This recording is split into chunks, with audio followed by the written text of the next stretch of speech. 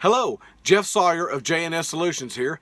This is video part 7 of how to interview situational questions. So this will be where we're going through the situational questions after you have gone through the application and asked them questions about the application, their work history, and you've interrogated them on all that. You've already got a score for their application. You've got a score for the questions on their application. You've got a score for their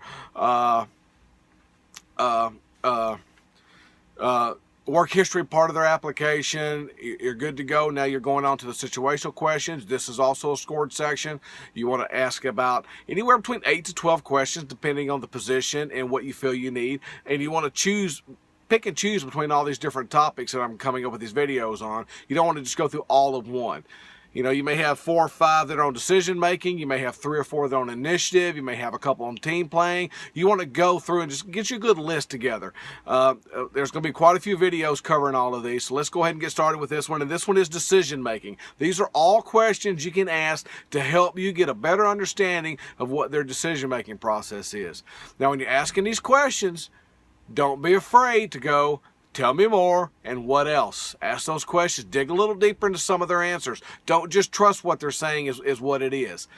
Some people are very good at interviewing. I am. I can tell you exactly what you want to hear. I'll study your company when I come in and talk to you, and I'll answer questions just the way I think you want to hear them.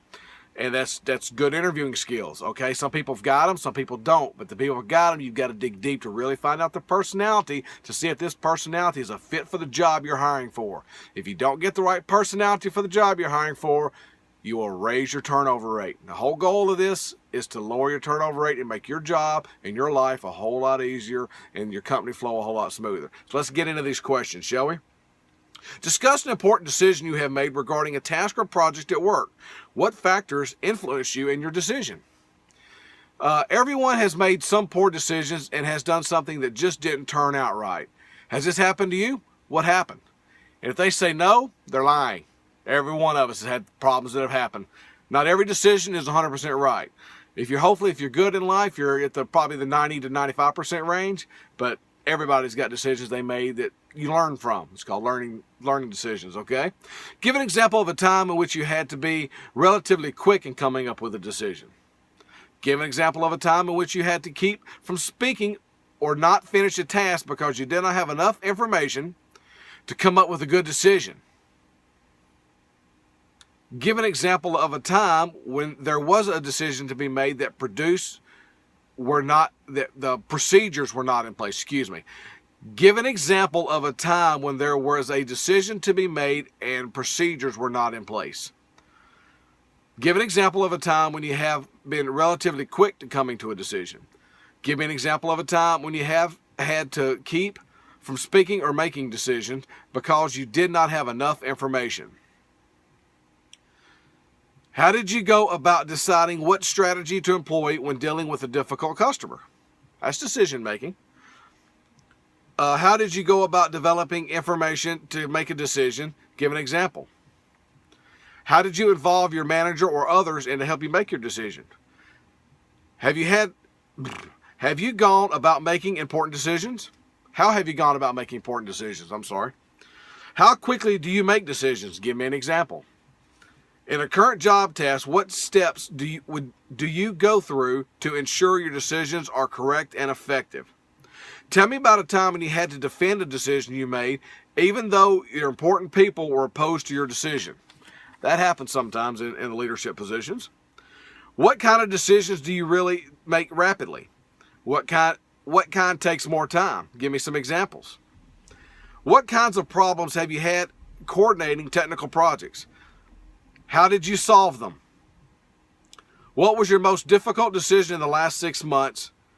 What made it difficult? That's a good one right there. When you have to make highly technical decisions, how do you go about doing it? All right, so that's just a good list of questions on decision making, okay? You're not going to ask these to a typical person that's going to be, say, running a weed eater, being a cashier, mopping floors, the janitorial types, okay? These are going to be more questions you're going to be asking for decision-making purposes when you're dealing with people that you're looking for in leadership roles. So it's very important that you understand and think about the answers that they give you and what personality type that becomes. Because it's very important that you know and understand, is this the right fit for that job? Because if it's not, it's going to backfire on you. So don't be afraid to ask questions about it. Dig in deep. And always just get to know that person on a much deeper level than you have been. Once again, these things take practice. It takes time. The first 10 or 12 you do are not going to be that great. You're going to fumble through them. No big deal. You'll learn, you move on. Just like everything in life, as a leader, you want to get better. So you're going to go through, you're going to evaluate after every interview you've done, what you did right, what you did wrong, what you did improve on, you're going to improve on the next one. That's how you go. And within about 40 to 50 people, your hiring will develop such a better, higher quality of person that your turnover rate will start dropping. And you're going to love it. I'm telling you. Okay? If you have any questions, you can always leave them in the comments below, or you can email me at jsawyersolutions@gmail.com. I'll be happy to answer any of your emails that you send in and your questions, and maybe to make the video of the week. Thanks. Have a great day.